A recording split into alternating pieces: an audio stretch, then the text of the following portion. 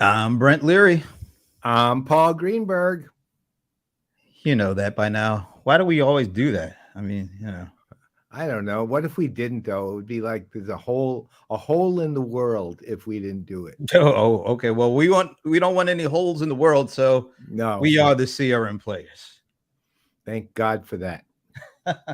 And it's another great Thursday. We have a full show ahead of us. It's going to be cool. We have guests, and I said guests for the venerable Paul Greenberg's sake because a little bit of surprise for him. Yeah. But no, but later on, we're glad to bring back. We talked to him last year, and we went to the conference last year. We went to the conference this year, and I'm glad that I'm glad to be. Do we want to say who it is now, or we're going to hold out? We can. We can say who it is. Maybe we'll do a intro, pre-intro. No. Actually, you know what? No. Let's wait. We'll wait. In the meantime, we don't have to wait because the moment is fin has arrived, folks. Oh, thank God. Oh, good boy. Lord, what is that? Whoa. Vasve Vidim. Okay. That's a good one. I don't know what they have me here. I'm sort of want to say Turkish, but it's not quite that. I'm gonna say Romanian or something. It could be. See, that's the thing. It's something. Oh God, this is a tough one. You know what? Romanian might not be the worst answer, or Hungarian, one or the other. Something with like the IAN at the end there, Sven. Well, it's also the little reverse caret over the S that kind of makes me want to think it's one of the Eastern European Romance languages. Well, all right, Sven, let us know what it is and what you're saying. I'm glad we're back down to like the sentence versus the paragraph. Yeah. Let's go with Hungarian and Romanian as the two guesses. Okay. And Sven will let us know what that is. I really don't know though on this one. This is a hard one. And Turkish was my original inclination, but but once again, we are look, Croatian. The week is running. We were in the ballpark with you. Romanian Hungary, really. Ballpark. We would have been closer. But I was thinking at one point Czech, maybe Croatian. The week is running. Happy to see you all. Could the week slow down? Maybe a fast-paced, a brisk walk or something like that? I would hope weeks. I'm 73, man. I want those weeks to slow up. All right, but once again, we are the CRM players, and we have been bringing the as since 2009. I just like saying that. No, that's like as long as Arizona doesn't sue us, I'm good. Right? So. Were we bringing the as before we knew we were bringing the as? Because we really didn't know we were bringing the as until like 3-4 weeks ago. Well, that's sort of an esoteric question, really, a little bit existential, but the answer is yes, we were. Even if we didn't know it, we still were bringing it. So a tree does fall in the forest. That's right. A tree does fall in the forest if no one's there to hear it. Okay, well, yes. I'm good with that. I'm good with that. So before we, bring out our guests and do a lot, we, you know us, we have a little routine. We have some things we like to announce for things that catch our attention, and literally 2 things, like not too long before we start the show here, caught my attention. The first one is, if I can bring this up, got this notification from Business Insider. I just saw that. I saw that just as we were getting on. I didn't get a chance to. That's what I didn't get a chance to read it, but the article. This does not sound good. The OpenAI's GPT-4 got dumber. And wow, so Jim Carrey's involved somehow with AI experts point to a secret overhaul by Open. So what is that supposed to mean? The people who paid for Open. For GPT paid for 4. The ones who didn't were getting 3.5. So now OpenAI decided to make the product worse. Well, it's particularly interesting because in the context, the second thing I saw, which is AI Appreciation Day is coming just in time. Deteriorating AI just in time for AI Appreciation Day. How you like that? That I don't. I literally don't. I mean, that is ridiculous. Somebody said, did ChatGPT make us its own appreciate? I said no, because I don't think this sounds like something a human would, a lowly human would come up with. But now, after seeing the depreciating AI, maybe it did. I don't know. Right, Dumb and Dumber, it's working out perfectly. Dumb, they overhauled it. Dumber, they have an AI Appreciation Day, right? But look at this hashtag. Something, and have you ever heard of AI Heart? It says AI Heart brings you the first official. What the hell is AI Heart? I have no idea, which is completely contradictory since AI does not have a heart, right? So we're getting weird here. But look at the hashtag this sucker is creating. Do you really want to use this? Without AI, I wouldn't have. Are you kidding me? What is that? That ridiculous. This. You know what? AI Heart. I've never attributed a thought process involving the brain to a heart, particularly, but AI Heart is completely stupid. You know what?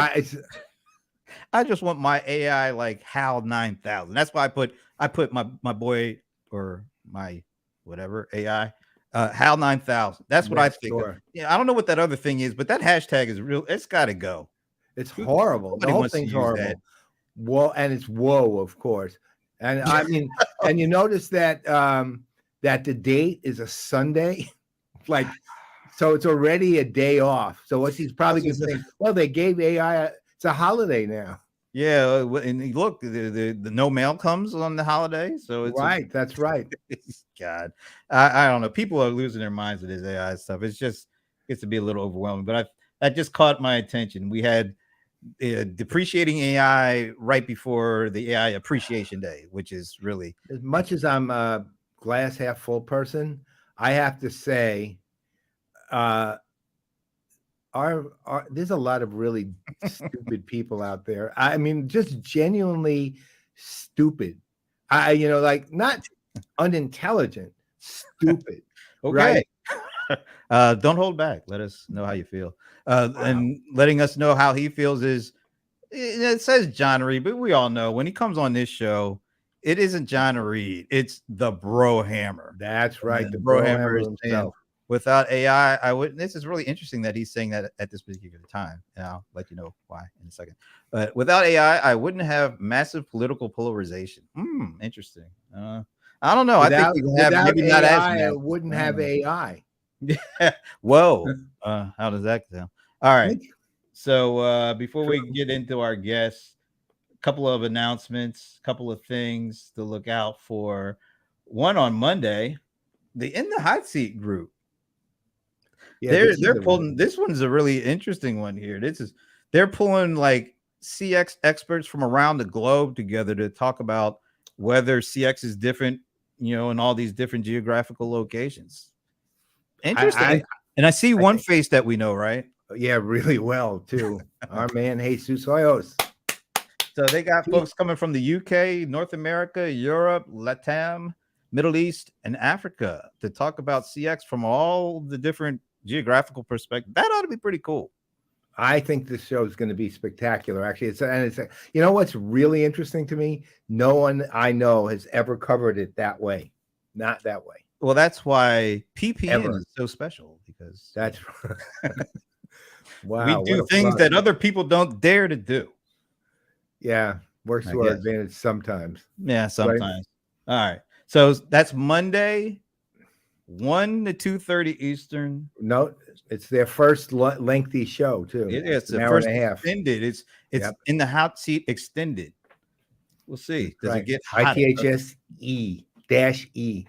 All right. So that's not the only thing coming up next week. Guess this is cool. The first time that we're going to have a friend that we've known for years. I know. I mean, at least 10, 12. At least. So that's next CRM Players. Meg Bear, President and Chief Product Officer for SAP SuccessFactors. A little different area for us, but we go where we want to go with this, right? Yeah, and you know what? Meg is like such a perfect person for this. She aside from the you know what? I'm not going to say anything. I'll save it for the intro next week. Yeah, please save it. That's right. Don't want to give away my intro. All right, and speeding along, definitely good one. This is going to be cool because we had this gentleman on when we were at Pega, and unfortunately, the audio quality just wasn't good enough. And this dude deserves good audio quality. So he's going to join me, James Dodkins. He's going to join me for a few good minutes next Wednesday. Now, if you notice, this is a very nice picture of him. You know, it's got a nice, pleasant smile, pleasant look on his face. Right. But and this was on his current LinkedIn profile. Now, the first time a couple of weeks ago when I went to grab a picture, this is not the smiling image I saw. You want to see what I saw? Yeah, I do. That's what I saw. I was very do I really want to talk to this dude? This dude looks like he's getting ready to star in a movie. Like James Dodkins is Conan the Barber. You know, he just has that kind of look.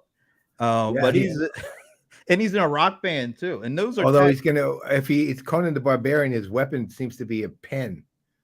Well, that's okay. You know, the pen is mightier than the sword. Yeah. Ooh. So he's going to beat Arnold Schwarzenegger out.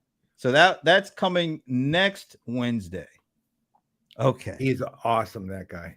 Got a lot of that out. Before we go to something that I know you love doing. Oh my God, my favorite thing ever. One quick thing. Without AI, I wouldn't have that thing. One quick thing. We had the premiere episode of Whispering Insights. Somebody told me to do that. I don't know. Yeah. It doesn't work. I'm sorry. The whispering part doesn't. Especially when you think about whispering is. You know what the problem with whispering is? You can't hear it. Right. So. And no, the other problem is, when's the last time or the first time you ever heard Esteban Kolsky whisper? Never. Absolutely. Well, but actually, he tried. He did try on the show. Yeah, it didn't work. Did not work. But what did work was the inaugural episode and just a little taste so that you can see what you missed out on. We go back and check out the whole thing and be sure to catch the next one. But check out this little interlude between who we call the irascible Esteban Kolsky and the father of corporate narrative. Right, Alan Berkson. This is a nice little exchange, and this is what to expect when you watch Whispering Insights.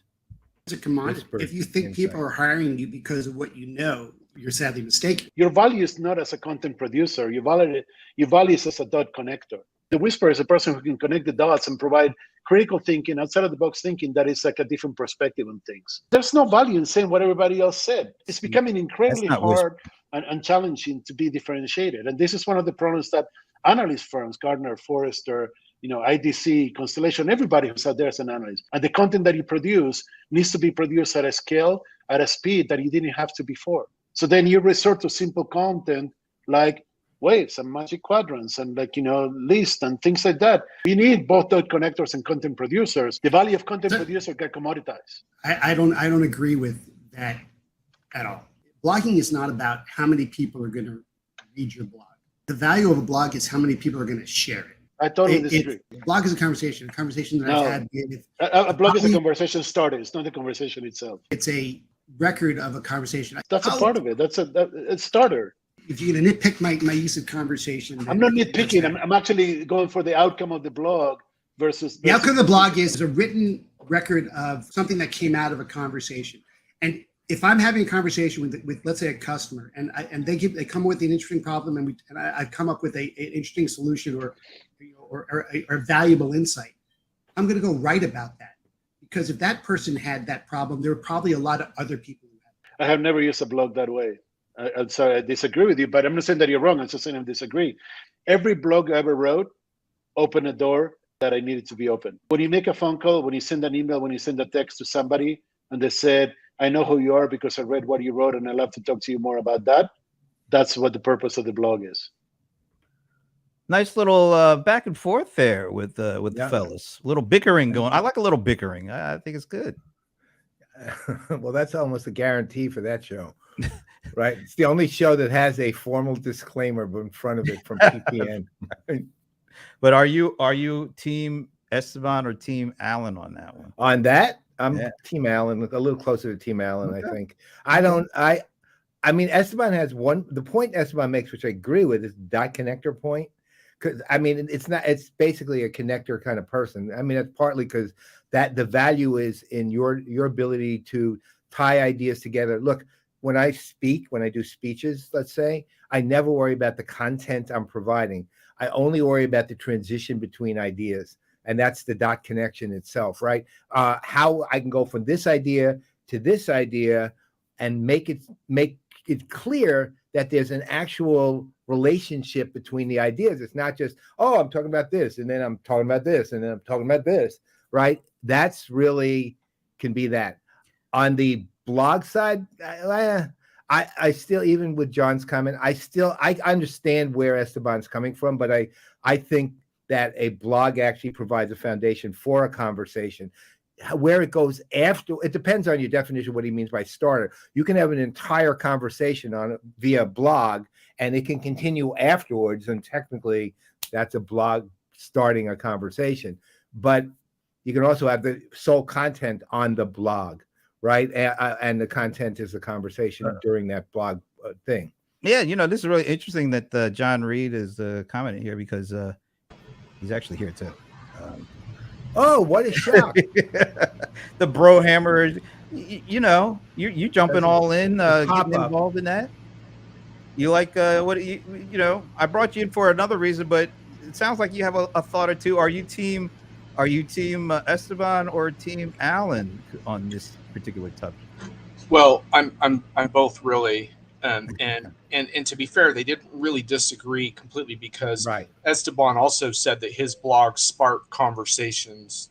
So there's a conversational aspect to this, but I think ultimately Alan's viewpoint, in my view, sorry, Alan, is a little dangerous, because I think if everything has to stem from a conversation, it becomes a herd mentality. Sometimes the best blogs are just you alone facing your creator and writing something completely different that you think the world needs to think about. And it doesn't come from any conversation. It comes from your soul. It comes from your intellect. It comes from the heart of who you are.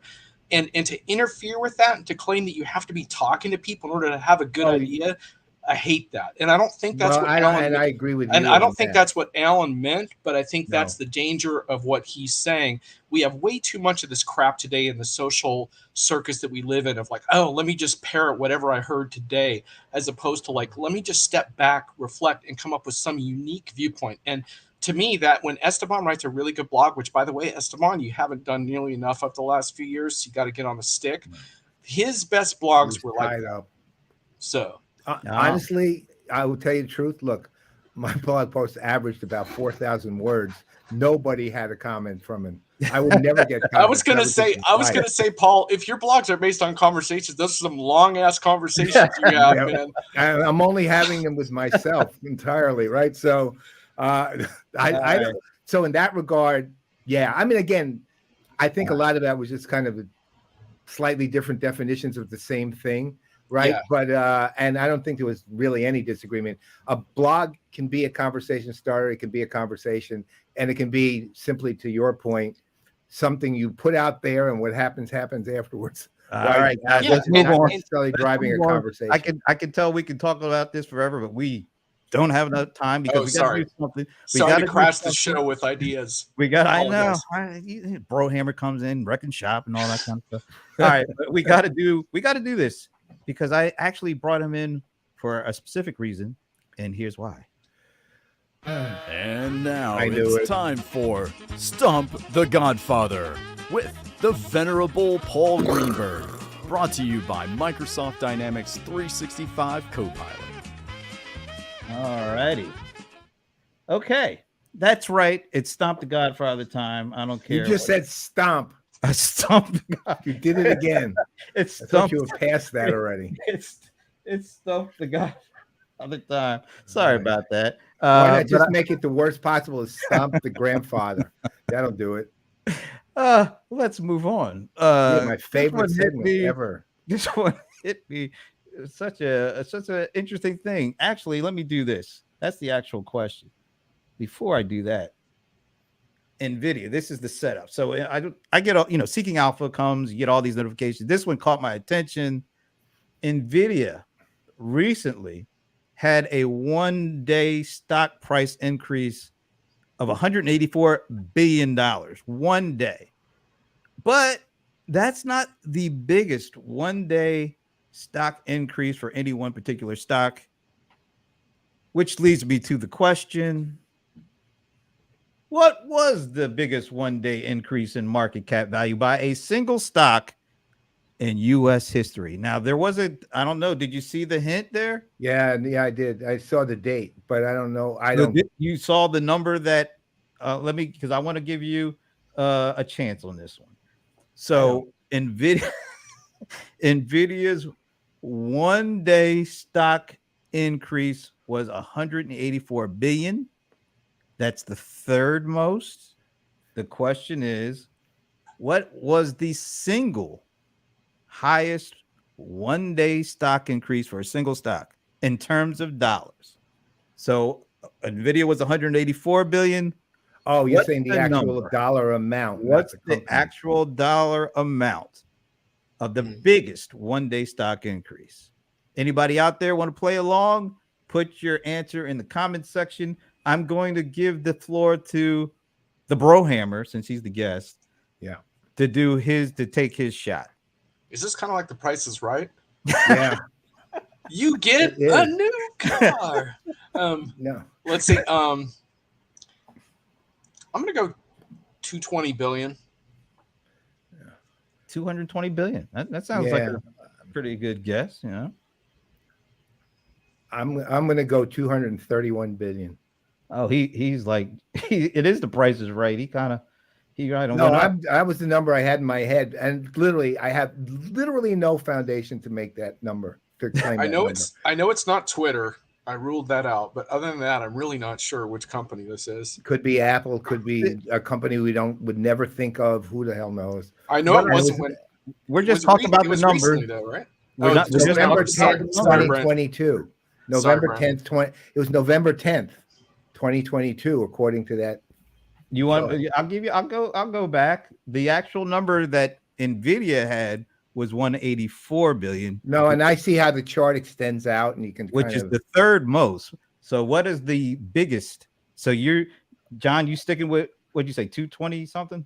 I got to stick with 220, man. I can't back off from that. All right, and I'll stick with 231. Again, that was the number that came to me for no reason whatsoever. And Neil McHugh says 2 bits, which is probably a little low, but I'll tell 29. 29. And Connie, you're jumping the gun there a little bit with the company names that Berkshire. People are coming in with company names.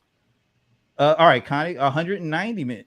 No, we said billion, Connie. So maybe you mean 190 billion. So we're going to say 190 billion for Connie. We'll give you that as a B. Yeah, we'll give her. All right, so we got 220 from the Brohammer. We got 231 from the Godfather. We've got 190 from Connie Krupp. And I'm going to go ahead and put it out there. The answer is, drum roll, Connie came real Connie close. Nailed it by 7. Wow.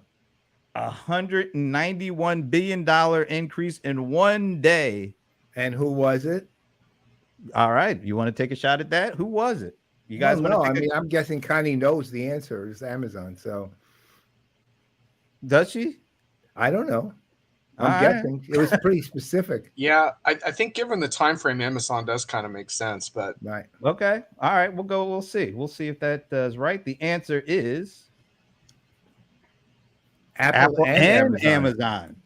Oh, so it's first and second were exactly tied. Tied for the biggest single day increase. That's a lot of money in 1 day. That wasn't the day. That wasn't the day Apple announced the headset, was it? No, I don't think it was the day they both announced that they were going to integrate with ChatGPT. I see. Okay, cool. All right. Connie, much props to Connie. Yeah. Hey, Connie, if you want for that, I'm not saying this is a great prize, but I will send you a free copy of my last book on customer engagement, The Commonwealth of Self-Interest. Just, we need your address. So she win both showcases. Right. Yeah, she absolutely does win both showcases. She cleaned up, man. She's within one bill. Absolutely. Give her a car. Look, yeah, Megan, okay. do you have one? Thank you, Megan. No, thanks. Do you have a second car, Megan, we can borrow to do that with? Yeah. All right. Hey, Celia. Connie, all right, it, man. So so the official winner? Yeah, it's Connie. It's Paul-Greenberg 3. Oh no, it's Paul at playazproductionsnetwork.com. Playaz, P-L-A-Y-A-Z productionsnetwork.com. If you want a free book, and if you don't, I take no offense whatsoever. If you want a free book, send me an email with your address and I will send it out to you as soon as I see it. All right. Thanks again. And thanks to Microsoft Dynamics 365 Copilot for sponsoring Stump the Godfather AI. That's the smart AI that's sponsoring us, not that dumbed down stuff. It's not AI heart. Yeah. AI heart. Yeah. AI with no heart. AI heart. Oh my God. All right. And thanks to the Brohammer for stepping in, joining us. Sure. Always a pleasure to have you on, sir. Good and fuzzy today. Hey, check out the conversation. He invited me on with him, and we were geeking out about enterprise video and mobile video. I saw his comments on that. Yeah, awesome stuff. I really enjoyed it. Got lots to talk about on that. All right. Thanks a lot, man. You got it. Have a good one, y'all. All righty. All right. Now it's time for our special guest. And as always, we turn things over to the Venerable Paul Greenberg for the introduction of our special guest. So we have had this guest before. So I'm just going to tell you who he is, but I'm going to tell you a little bit about him too. He's the CEO of Verint, Dan Bodner. Verint, for those of you who do know Verint, they're a company, one of the leaders actually in customer engagement, customer experience platforms. They are, and we'll get into some of the other things they're doing, which expand their footprint actually quite a bit when we bring them on. But I want to tell you something about Dan. So at Verint Engage, which Brent and I were at beginning of the month of June, rather, I had a conversation just hanging around with Dan. And one of the things I always really enjoy about him is that he's a CEO, not only with a heart, but someone who likes people. I mean, he genuinely likes people and he likes talking with them. He enjoys getting feedback from them. He takes it in. He actually does something with it. Look, we know a lot of CEOs of large companies, and let's just say you have to go through 5,000 people just to get 5 minutes to talk to them. And that, you know what? I'm sorry, they're not that important to my life or anyone else's life that I need to go through all that just to get to them. Sorry, I don't care what your press is. But Dan isn't like that. Dan has always made himself available to others. He's not worried about what their position or title is. He is a great human being, as well as a CEO who is running a highly successful company that actually is $1 billion company. So that's the best I can say, because I have no more respect for a human being. I have more respect for a human being like Dan than I have for any CEO that I have to talk to 5,000 people before I get to have 5 minutes with the exalted presence of that individual. So with that, let's just bring this guy on. Hi. There he is. There's the man. Yeah. Hi, Paul. Hi, Brent. Thanks for the kind words. All true. You got me. You just nailed me. Thanks for taking time to join us again. We couldn't catch up to you because there's a lot going on at Engage, but we're glad that you're able to join us for now. And let me just set the stage a little bit, because we did talk to you after last year's Engage, and here's a little piece of what you had to say then, and I think it may lead into an interesting discussion about where we are today. So hopefully I got this right. See if this is the right one. And that ain't the right one. No, that's definitely not the right one. Here's the right one. But with these expectations, but companies are going to have to figure out a way to do it with limited budgets. These numbers are pretty staggering. If they don't apply new technology, they have to hire more people. $2 trillion a year. That's 97% of the spend. Only 3% is technology. Wow. I think the industry has been really thirsty for technology. The technology was not ready. It's getting better. It's not perfect, but AI is now at the point that it can do more. It doesn't replace people, but it can assist people. So rather than add human resources, you can add technology resources. More importantly, if you get human bots to work together, that's where you not only get more capacity, but you also elevate the customer experience. Because we all know when you leave it up to the bot to do your work, it's not always ending there. All right. Never ends well. Okay. So you said that I wanted to bring this and play that clip because you were talking about this stuff well before all the hubbub about Gen AI and Open AI and ChatGPT. This was like 6 months before that it broke off. But now that it has, all this stuff has caught attention. How does those new technologies, large language models, ChatGPT, Gen AI, how is that impacting the way that you and Verint approach the engagement capacity gap for your customers? Yeah, so the gap is still there, and AI has the promise to close the gap. So I spoke about it last year, but we started to build it 5 years ago. We introduced Verint Da Vinci AI models. And honestly, the last few years, it was really AI models that were developed by Verint. Now Da Vinci incorporates any AI model from any commercial vendor. So there's a great acceleration in the AI technology, which we incorporated Da Vinci. And when you build your Da Vinci AI, which is at the core of the platform, every application on the platform now can benefit from AI very quickly. So I think we now benefit from the architecture decisions we made a few years back. And the industry always was ready for automation. I don't think automation was ready for the industry. And finally, I think we're meeting each other at a very practical point. Let me ask you something that's relatively speculative about all this. Brent, in the very beginning of the show, had seen this thing which basically said that ChatGPT 4 has gotten dumber, right? And that there actually OpenAI deliberately did some. I forget the word. What's the? You have the. Yeah, there it is. They said that OpenAI overhauled it, probably. I don't understand how are they thinking if that actually is true? What do you think they're thinking? Because I don't even get that. Why would they do it? What's the point? I can't speculate on why, but what we do need to remember that the best AI can only be as good as the data that is trained on. And depends what's the use case you're targeting, and what's the data set that is the underlying premise for getting automation. So if it's the internet, obviously it's one set of constraints and a strategy.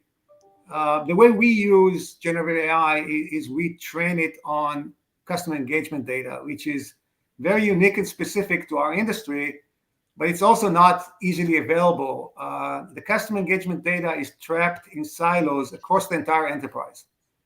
And putting it together, it's not easy because it's not structured. It's speech and voice, and it's video, and it's interactions like we have now, right? You have to capture this interaction and be able to get something out of it. So you need to train AI on relevant data. And the strategy that you take with AI really very much depends on, do you have the data available? Is it fresh data and real-time data, or you're training on historical data? These are really very important considerations. So I can explain to you the Verint strategy with AI, and because we have fresh, real-time, relevant data in our platform. But there's a lot of different use cases that take different strategies. So actually, you know, it might be helpful for people, because there's a lot of discussion around this and has been continuing for a long time, is you mentioned you're very focused specifically on customer engagement data. Can you talk about categorically, like some of the things what that actually means? Like what are some of the things that are called customer engagement data? Because I think a lot of people generalize, but they're not very specific about it. Right. I mean, it's a very, very good question, and a topic that requires a little definition. So it's really any engagement like we have now, right? When people talk to people, it's an engagement. So we can be engaged in different channels. It could be telephony, chat, email, social, any type of engagement that is called an interaction. It's a lot of different modality. It could be voice, video, text, but all this engagement data is behavioral type data, and it doesn't exist in any database. It's not in the CRM database. It's not in the ERP database. So it's interactions that are trapped in a lot of different communication systems that are not talking to each other. In addition to the interaction data, there's survey data. Enterprise is taking a lot of effort to get feedback from their customers through survey, and it's again not just email surveys. It could be voice surveys, it could be text surveys, and SMS, a variety of different surveys. Collecting all that survey data and putting it into the same data hub, so you have, because it's another type of interaction, right? So you want to have a holistic view on what happened when people are engaging. And finally, it's your workforce behavioral performance data. You want to know, what your people are good at and not, because that ties back right to the core question, how do you increase CX? How do you improve sentiment? And we're probably going to get to that later, but, bots can do many things today, and I'm happy to talk to you about, what, but I tell you what bots are not doing. They don't have the empathy that people have. And your introduction about me personally as a people person, I've yet to invent the bot that can do that well. Well, speaking of inventing bots, there were several bots that were announced at Engage. Matter of fact, before I ask you this question, here's we had a chance to do the CRM Playaz live at Verint Engage, and asked a number of the folks there, executives, what their favorite bot was. Yeah, you want to hear what they said? Yeah, absolutely. Let's do it. Favorite bot, because they all have these names, these nice, cute names. I think it was Freddie, the forecasting bot. Freddie the forecaster. Yeah. I'm going to root for him because I think forecasting is very important. Do I have a favorite? All my children, I have to choose your favorites. Sophie's Choice bot, which is always a favorite. I went a little morbid there. I'm sorry. Really? I really like the summary bots that we're doing. I had an insurance customer come to me. They estimated that they would save $28 million just by deploying that one bot. We've done a lot of applying AI to what the agent's doing every day. And we thought originally they could perceive this as like Big Brother, like we're watching them, it's surveillance-y feeling. But no, their employee engagement and employee happiness went up, attrition went down. You know why? Because we're giving them tools that make their job better. Why would I not love the Insight bot? Right. I'm an industry analyst. We're all about the Insight bot. What's the first bot you think they're going to gravitate toward? Some of them are obvious, like the summary bot. Yeah, that's the wrap up is like, oh well, who couldn't use that? Yeah, those kinds of things. What's your go-to bot? The after call work summary bot, very useful. It's surprisingly more accurate than what an agent typically does. Wow. And more consistent. It does save time and also helps the next agents. Right. So Dora the Insight bot. The promise of what you can do with data has been there for a long time, but it's been held back to IT and to analysts and data scientists. They've been able to do this stuff for a long time. But the ability for any user in an organization to say, hey, tell me what's going on. Tell me why. And they can fix their piece of the problem right away. That amount of power is incredible. I don't think something like that's been seen before. I don't have a purpose right now. It's like asking, who's your favorite child? Nobody's going to tell you that. It was always Dorothy. All right, Dan. So you did. There was a lot of bot discussion and the kind of the way that you talked about infusing Gen AI through bots to handle specific use cases, that was a different way that I heard vendors talk about Gen AI. Most of it was, oh, we've got it. Right. But you guys actually talk about it in terms of things that you are already doing, and in just integrating it in and doing it for specific things. So maybe you could talk a little bit about that, but also you definitely have to tell us what your favorite bot was. I knew it's coming. So before I disclose my vote here, you need to take the generative AI, and these models need to be trained. So all bots are going to the gym 24/7, and the gym is the data, the engagement data. So that's the first thing. And then after they're trained and they're very good at what they do, they need to be available at the fingertips of the agents, so that they don't disrupt the agent. So my favorite bots, and I have more than one, are actually the one that the agent like. Because believe it or not, there's some agents that use some bots more than others because they feel like I love them. And the summary bots, which was many people's favorite, and I think someone said that, agents don't like to write summaries. That's not their job. They're not good at writing. They don't care about, summarizing the call they just finished. So they love to invite the bot to, hey, do it for me. And that's the whole idea of the Verint bot. As we say, our philosophy is to augment the workforce. And you can only augment the workforce if the workforce welcome that. It's not because their CEO told them, hey, we need automation. It's because they feel like, if I give this task to the bot, which I don't like anyway, maybe I'll have more time to develop a relationship with the client. Maybe I can show some more empathy and successfully end the call with very high CX score. And maybe I also can sell something if that's in my mandate, so I can upsell the customer something, and that's obviously good for everyone. So those are the bots that I like, and there are a number of bots that people mentioned that are clearly favored by the agent, like the summary bot, like the knowledge search bot, right? Which who wants to put a customer on hold for 30 seconds so I can go and search knowledge? If I can send the bots to give me the knowledge in 5 seconds, that's a win-win. Shorter call, much less wait time for the customer, and less unnecessary work for the agent. These are the bots that win.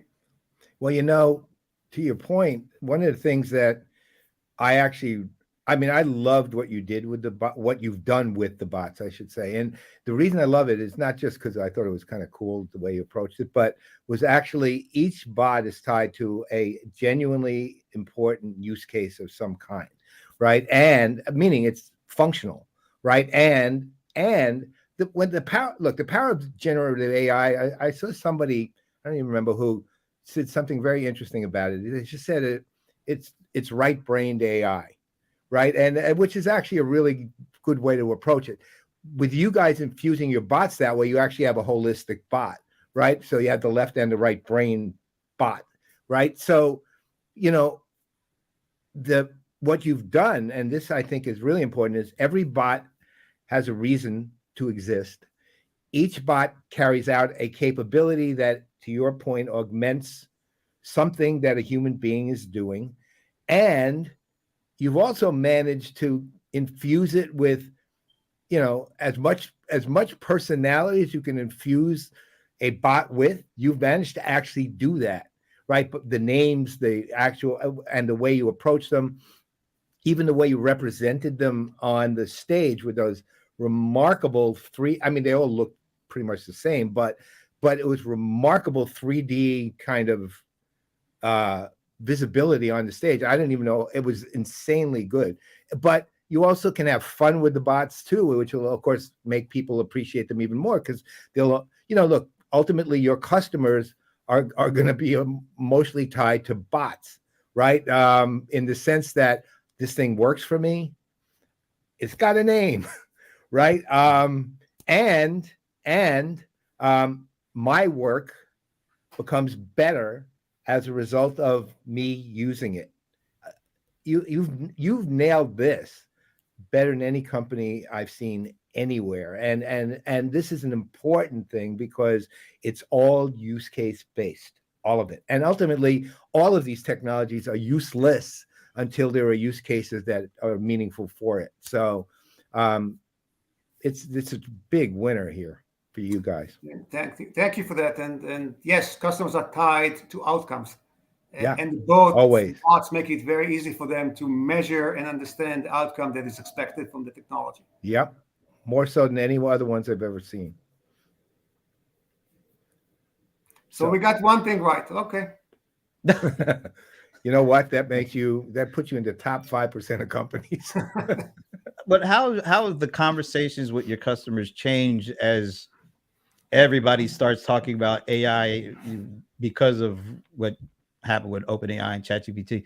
How would those conversations with your customers change, and how is that if those conversations have forced you to kind of look at even the AI differently, even though you guys have a history of working with it? Yes.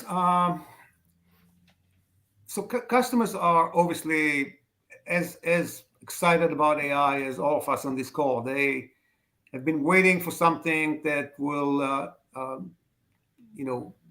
show promise to really work, and they've been promised before by technology things that made things better, but AI has the promise of making things much better.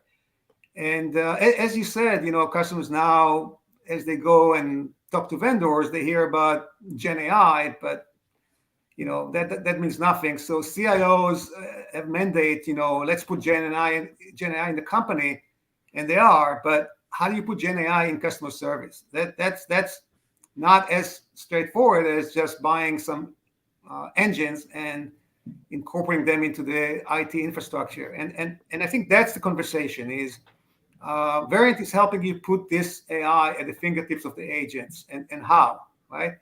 And then, of course, the data again, and training in the data gym is so important, because nobody wants to give, whether it's the agents or the consumers, to give them bots that frustrates them because they don't know what they're doing. So our bots are very good at doing one thing, and not big things. They don't have big brains. Right. They actually have small brains. They only do one thing in their entire life, but they do it very well because they train at that one thing all the time. And that's why when the agent call upon them to help, they can expect that it's actually going to do the job, which means eventually 30 seconds, 1 minute less on the call, and much more time for the agent to think and to work through the issues. So that's the conversation. How the technology becomes real in my organization without disrupting my agents, because, hey, we have thousands of calls coming in every day. We don't have time for the agents to change the way they work because some AI may be. So we embedded AI into the workflows that the agents already are using. No disruption, and I think that's what excites customers about. I don't need to go through some big change management here and redesigning processes just because there's some new technology. It's really blending really, really nicely into my existing workflows. All right. So I think, by the way, that, and I've heard that from customers that said that this innovation of blending AI into workflows perhaps is as big as the AI itself. Yeah. Well, again, it's taking the AI, the magic thing out there, and turning it into something actually useful and important and valuable, right? So ultimately, it's more important than the magic part. Although I do believe in magic. But you need the engine and you need the car, right? So the AI is the engine, but you need the car. Right, exactly. Can't drive an engine without it. That kind of brings up a conversation, a thread line that seems to, I don't see if it kind of comes through you. With AI hoping, I think a lot of companies are hoping that AI helps with automation, with making, helping their agents be better agents, with a co-pilot, so to speak. But you're also hearing about, this AI is leading, to better, smarter automation, but is automation leading to autonomy? and you're hearing a lot of talk about the autonomous enterprise.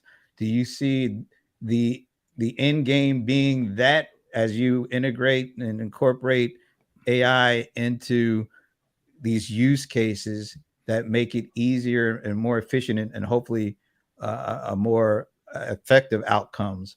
But does it also start to let companies look at autonomous operations?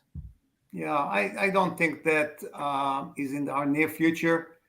Again, because at the end, what brands want to do is develop customer relationships, and that's going to require people to people.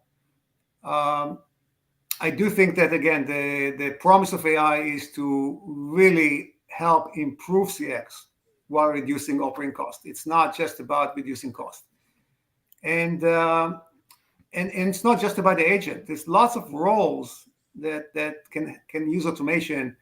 For example, there's a compliance team, and we have a compliance bot, and that checks that the interactions are compliant.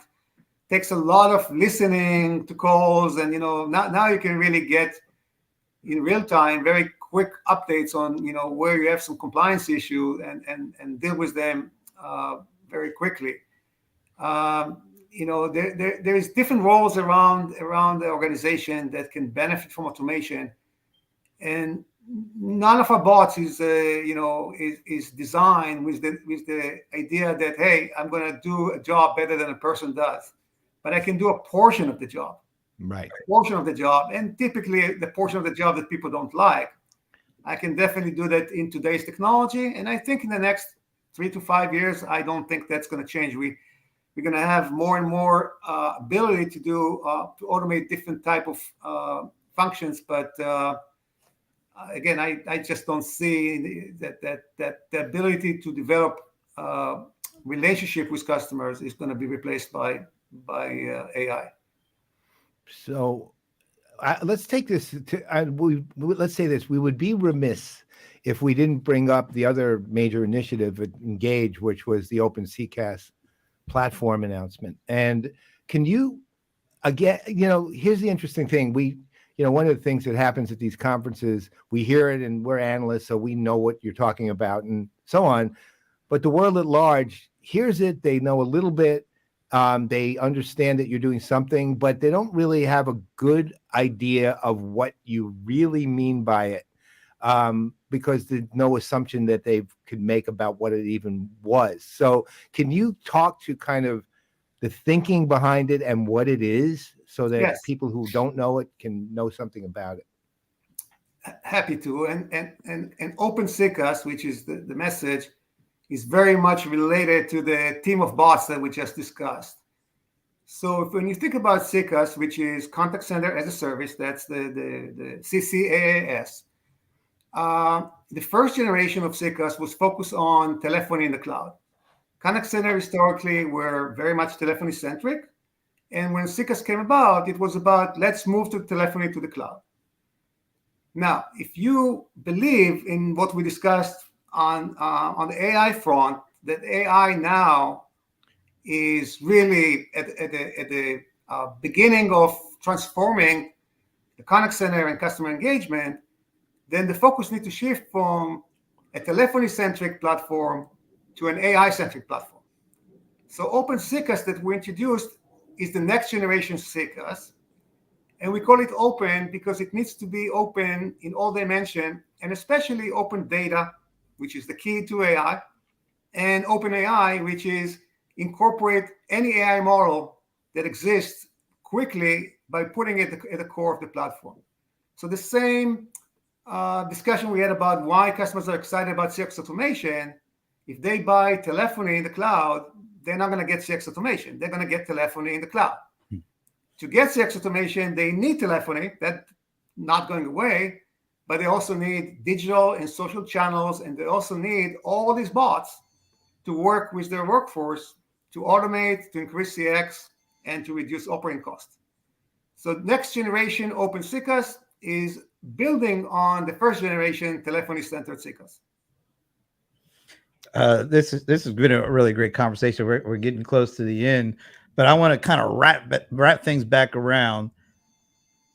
in that clip that we played that you talked about a year ago, this $2 trillion that is being spent on employees, basically, where there's only, I think it was 65 billion, or was it 65 or 650 billion dollars on technology and $2 trillion on labor. So we're talking about 97%, 3%.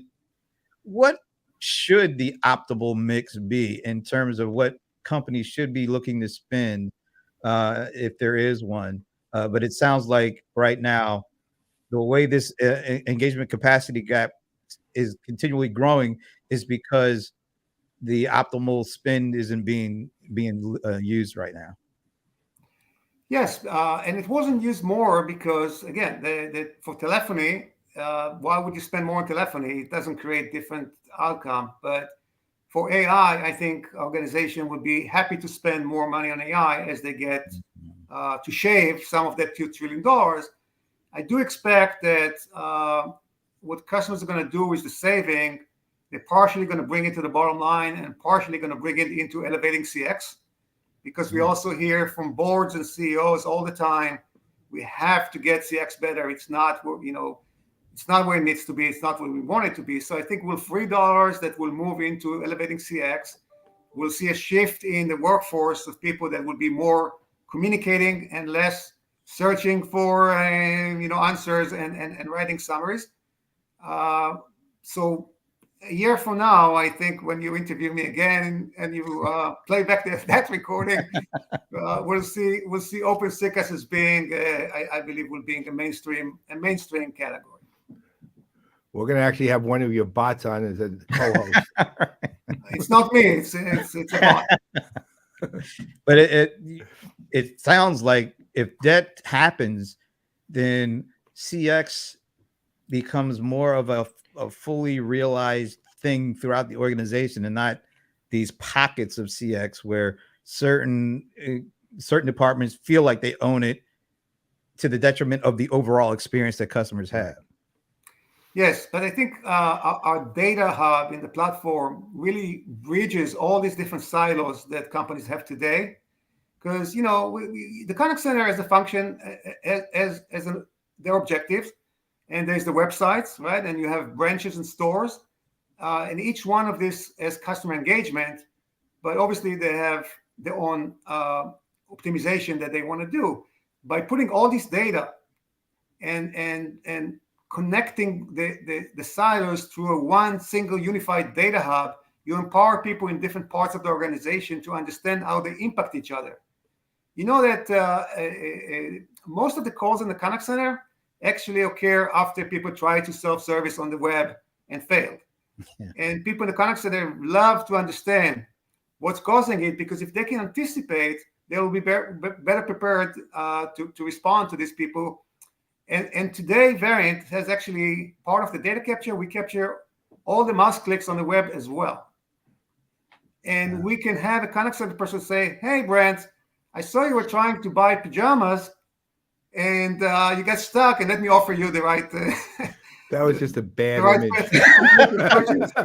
I just had a really bad image there. Hey, man, they do make Rams pajamas, so it could happen. Dan, this has been great. Thank you once again. Thanks for having us at the event, and thanks for talking to us afterward. And yeah, we definitely look forward to next year to see what you guys do and how we can learn from it. So, and we already know. Thank you. We don't have to ask the usual end because we did last year, and I know the answer wasn't Patriots, so we're good. Yeah, you're safe. You're safe again. We'll remain safe. Thank you for having me. Thank you, my friend. Thanks a lot, Dan. It's a pleasure. Bye.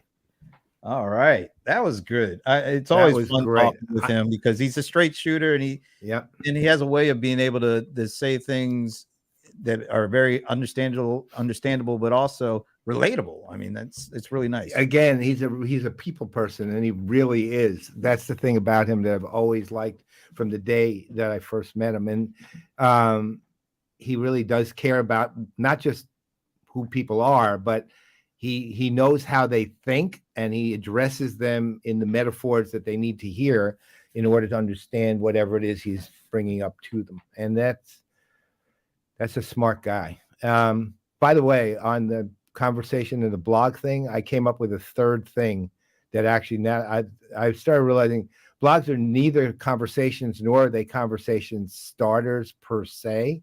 They're parts of conversations, meaning they could start one. Yeah, Brian's kind of right there on. I'm saying it's different. Like a blog could be part of a conversation, meaning something generated a conversation. The blog is in response to that. There's comments on the blog. It continues afterwards. It could start it. It could just have a self-contained conversation that never goes anywhere but the blog. It can be any one of those things. So in this, effectively arguing whether it's a starter or a conversation is kind of irrelevant, to be honest. What's really important about it is one way or the other, it's part of some conversation going on in some way, more than likely. You know what? The biggest part of me for that whole thing was the bickering. I don't care about that. I was just happy that there was some good bickering going on. Yeah. There'll be more. I mean, wait till Lauren gets on, man. Lauren is Lauren, Liz, the Brohammer. They're all involved in this. It'll be fun. By the way, I do think we did let Dan a little off the hook because he didn't really give us who is number one. Favorite, I know. Yeah. You know, he was smooth out. He kind of dodged that one. You know, maybe we'll have to get him down. Well, he went for the who was the one who said I have to pick, I can't pick and they're all my children. Right? That was Dan Miller at Dan. That's right. It was Dan. Dan said that. Actually, he's kind of right. Jamie Merritt did say something to the effect of, "What are you trying to make me do a Sophie's Choice here?" Yeah. Yeah, but I went with Celia's choice because she knew Freddie was the underdog. Yeah. Right. So, and I went for the same thing. He's the underdog. When he on the stage, he was like second, right? He was like the backup. Yeah, but having worked in a call center like decades ago, that summary bot, that one spoke to me. Yeah, I can believe it. It was good all the way around. It was good conversation. Well, I now have my conclusion is a blog is just part of a conversation in some way. There's my answer. You know what it is? It's 2023 and we're still talking about blogs. Well, they still exist. You know, I'm sorry. It's like, remember everything that was going to replace email? Well, right? the phone is still around too. Yeah, slightly. It's email's like bigger than it ever was. Or we were going to have a paperless world. Do not tell my office that, right? Is there a telegraph? I mean, do people still do like Morse code for stuff? Well, I don't know. Maybe they do. Maybe they use, but I think once they cracked Enigma, that it's good. It was good. At Lisa, a true communications pro here. We love all our bots equally. No favorite child. That was the same rationale. No favorite child. No bot left behind. That's right. That's right. And on that note, I had fun on this show. There was a lot of good insights. I'm glad like the Brohammer stopped by.